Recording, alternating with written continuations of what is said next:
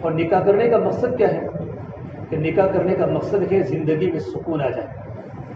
اللہ نے قرآن کریم میں نکاح کو اپنی نشانی کہا، وَمِنْ آيَاتِهِ أَنْ خَلَقَ لَكُم مِّنْ أَنفُسِكُمْ أَزْوَاجًا۔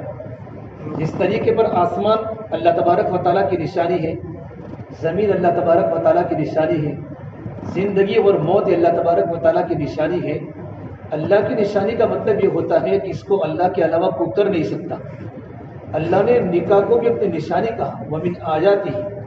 اللہ تبارک و تعالیٰ کی نشانیوں میں سے نشانی ہے کہ اللہ نے تم ہی میں سے بیویاں پیدا کی، تم ہی میں سے بیویاں بنائی ایک ہی جنس کی، کہ مرد انسان ہے تو عورت بھی انسان ہے۔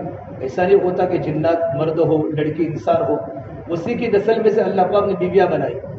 لیکن نکاح کرنے کا مقصد کیا ہے؟ ازواج لتسکنوا الیہا، کہ دلہا کو اپنی دلہن سے سکون ملے اور دلہن کو اپنے دلہا سے نکاح کے بعد سکون ملے۔ نکاح کے بعد تو سکون ہے سب کو، ہاں، لیکن نکاح کا مقصد ہے کہ زندگی میں سکون ہے، کہ میاں کو اپنے بیوی سے سکون ملے اور بیوی کو اپنے میاں سے سکون ملے۔ اور اللہ تبارک و تعالیٰ آگے فرماتے ہیں وَجَعَلَ بَيْنَكُمْ مَوَدَّةً وَرَحْمَةً، اور نکاح کا مقصد یہ ہوتا ہے کہ زندگی میں محبتیں پیدا ہو، کہ میاں اپنی بیوی سے محبت کرے، بیوی اپنے شوہر سے محبت کرے۔ دیکھو جوانی میں محبت ہوتی ہے، اللہ تعالیٰ نے قرآن کریم میں جوانی کے لیے لفظ محبت کا لفظ استعمال کیا، مودت، محبت۔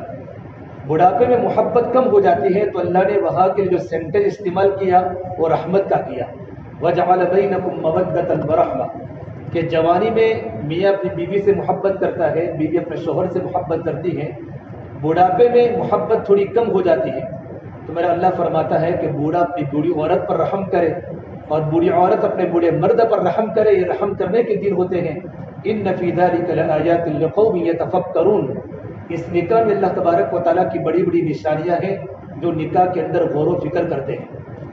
اور دنیا کا سب سے پہلا رشتہ یہ میاں بیوی کا رشتہ ہے، ماں باپ کا بھی نہیں ہے، بلکہ میاں بیوی کا رشتہ یہ دنیا کا سب سے پہلا رشتہ آدم علیہ السلام اور حوا علیہ السلام، یہ دنیا کا سب سے پہلا رشتہ میاں بیوی کا ہے۔